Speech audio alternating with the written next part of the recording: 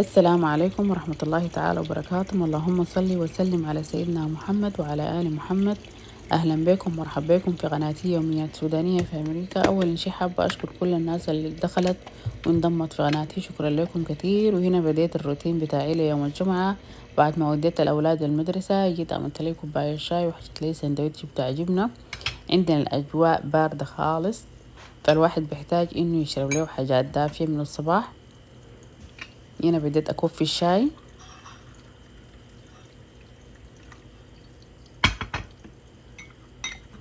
باعتباره ده فطور، يعني شاي وفطور في نفس الوقت. بعد داك طلعت مشيت اشتريت لي بعض الحاجات انا محتاجاها للمطبخ، مغرفة والحاجات اللي بنحمر بيها ومصفى ومضرب بتاع بلاستيك، شوية حاجات انا كنت يعني محتاجاها يعني. هنا جبت حافظة بتاعة طعام للتلاجة، وهنا جبت دي قطاعة بتاعة خشب.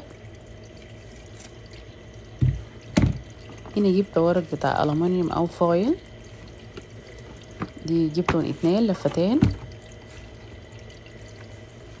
وهنا ده بهارات أمريكية اسمها سوزون من جويا، جميلة خلاص، بتخطى في اللحمة، بتخطى في الفراخ، بتخطى في الرز، في الخضروات.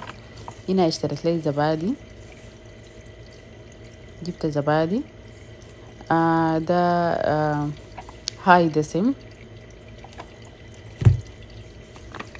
هنا جبت الدقيق، جبت الدقيق ده and pepper لكل الاستخدامات، يعني متعدد الاستخدامات.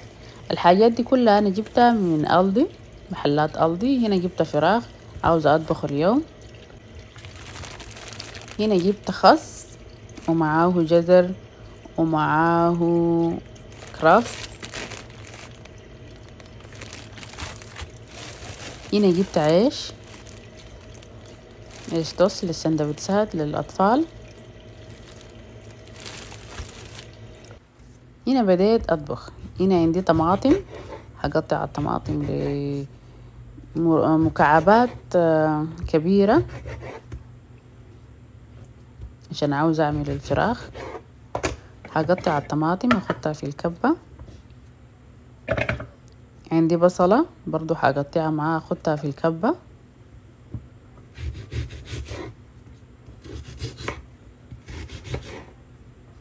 كلهم ديل هقطعهم وهكب لهم البهارات.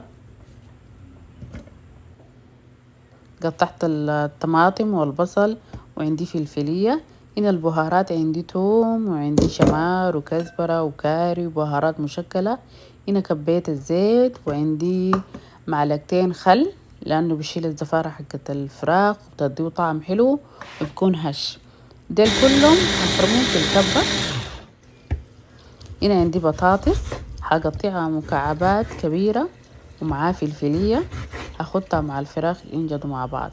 هنا عملت كل الحاجات دي وبهرت الفراخ. جيت كبيته في الصينية دي عشان هدخله الفرن على درجة حرارة 250 ل 300 على حسب الأفرام، لأنه في أفرام بتكون حارة وفي أفرام بتكون باردة. هنا كبيت البطاطس والفلفلية مع بعض في الصينية مع الفراخ وهدخلهم الفرن. هنا في حلة تانية عندي كبيت زيت ومعلقة زبدة وعندي رز بسمتي غسلته، ما نقعته غسلته، حاجة أشوحه في الزيت والزبدة. هنا بعد ما شوحته جيت أضفت له موية حارة، كبت له ملح، هغطيه وخليه يستوي على نار هادئة. بعد ما عملت الكلام ده واتغدينا والحمد لله، أولادي طلبوا مني أعمل لهم كيكة. فمكونات الكيكة 3 بيضات، كوباية زيت، كوباية سمنة، معلقة باكنج باودر، معلقة فانيليا، كوبايتين دقيق ولبن بيكون ساخن ما دافي، يعني مغلي، وبكون هو لبن مغلي. كبيت كل الحاجات دي في الكبة وضربتهم، البيض والسكر والزيت دول كلهم ضربتهم في الكبة. هنا عندي كوبايتين دقيق ضفت لهم معلقة فانيليا ومعلقة باكنج باودر وذرة ملح، حاجة أضيف لهم السوائل.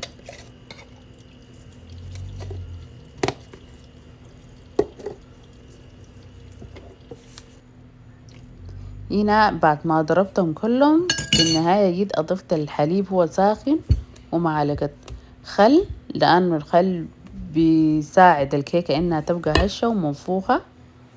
هنا بعد ما انتهيت من خلطهم كبيتهم ودخلت الصينية الفرن. هنا بعد ما طلعت عملت لي كوباية شاي، وده المنظر النهائي.